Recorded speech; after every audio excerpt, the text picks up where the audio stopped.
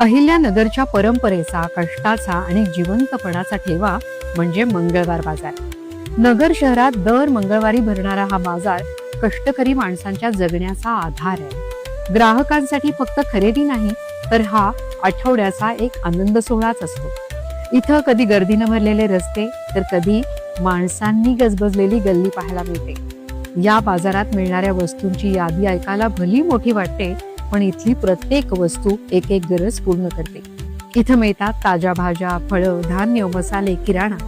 सुईपासून लोखंडी कुऱ्हाड, पोळपाट, कोयते, शेतीची अवजारं, जुने नवे कपडे, बूट, चपला, भंगारातून नवा झालेला वापरण्यायोग्य माल, जुनी वाहनं, स्पेअर पार्ट्स, रद्दीतली पुस्तकं, खेळणी, मिठाई, फरसाण असं सारं काही जे कुठंच मिळत नाही ते हमखास इथं मिळतं.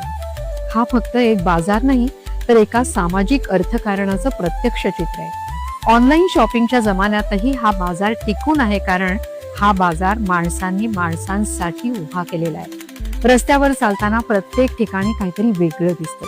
कधी एखादी शोभेची वस्तू, तर कधी अँटिक शोपीस. इथल्या वस्तू मनामध्ये घर करतात.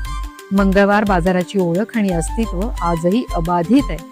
हा बाजार म्हणजे नगरची एक जिवंत संस्कृती आहे.